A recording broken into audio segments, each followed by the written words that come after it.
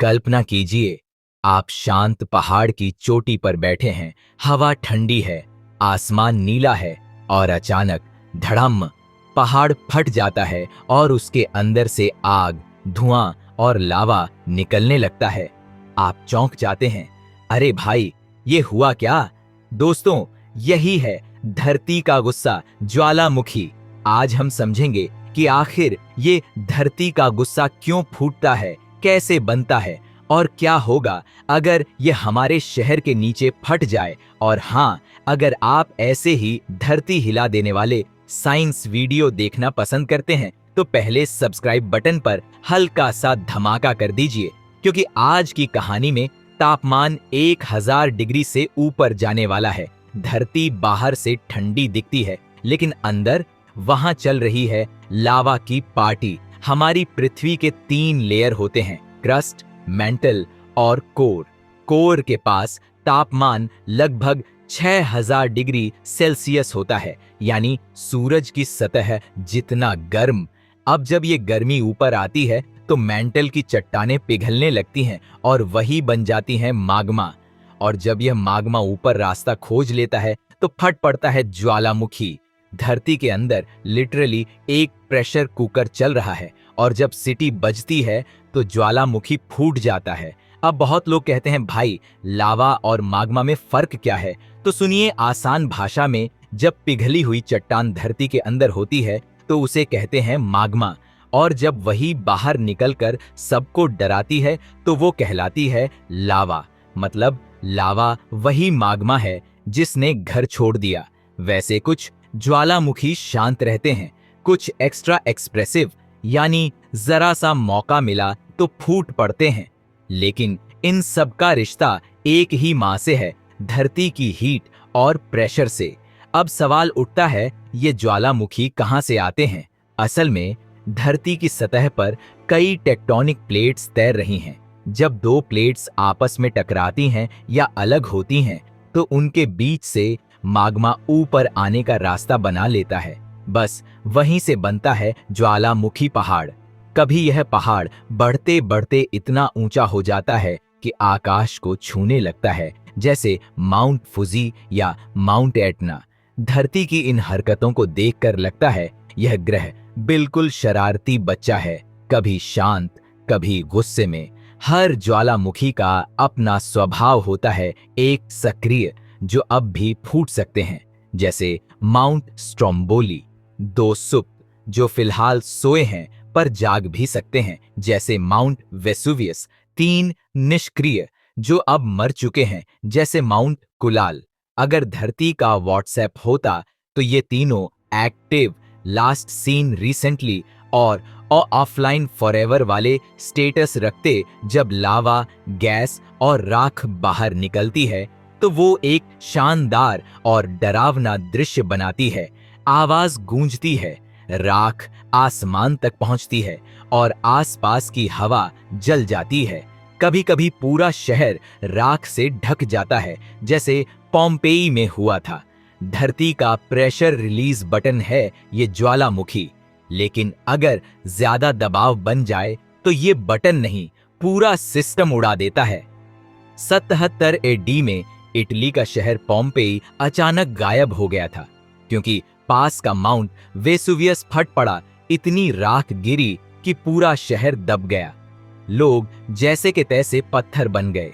Science ने बाद में बताया, राख में लोगों के शरीर के निशान आज भी मौजूद हैं। धरती ने एक पल में सब कुछ मिटा दिया, मानो उसने कहा हो रिसेट टाइम। लावा में केवल पिघली चट्टान नहीं होती, बल्कि गैस, मिनरल्स और धातुएं भी होती हैं। यह जब ठंडा होता है तो नई जमीन बनाता है। हाँ, सही सुना, लावा से ही कई नए द्वीप बने हैं, जैसे हवाई।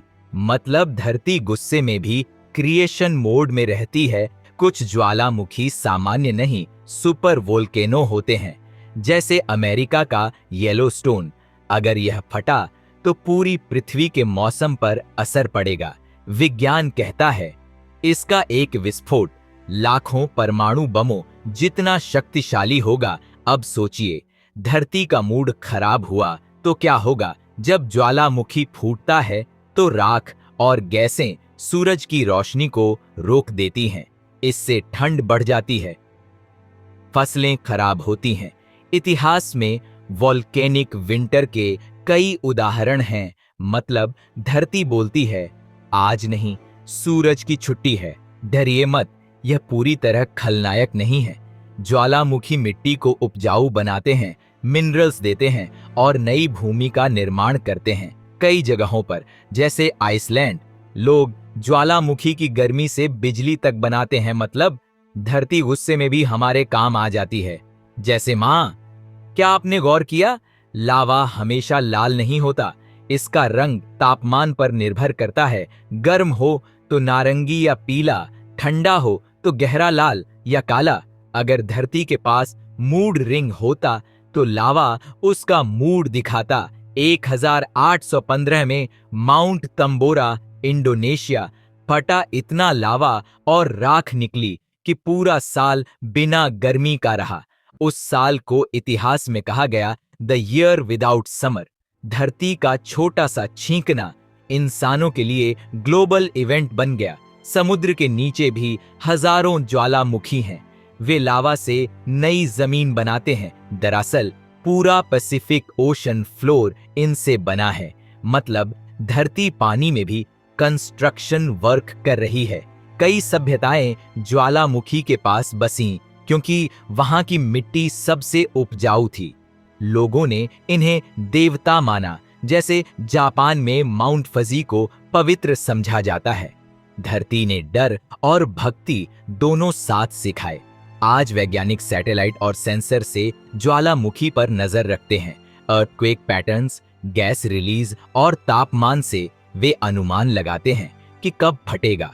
मतलब अब हम धरती के मूड स्विंग्स को थोड़ा समझने लगे हैं। कभी देखा है लावा में बिजली गिरती हुई?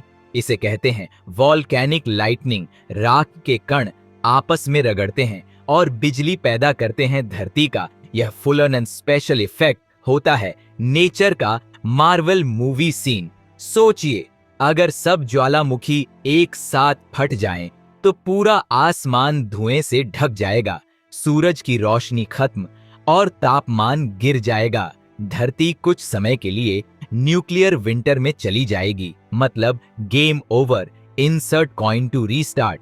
लेकिन याद रखिए, ज्वालामुखी सिर्फ विनाश नहीं, संतुलन का हिस्सा हैं। धरती के अंदर जो दबाव है वो अगर निकले नहीं तो पूरा ग्रह फट सकता है।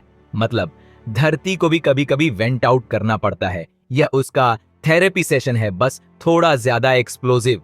तो दोस्तों, अब आप समझ गए होंगे कि ज्वालामुखी कोई दुश्मन नहीं, बल्कि हमारी धरती का वो फीचर है जो उसे जिंदा रखता है।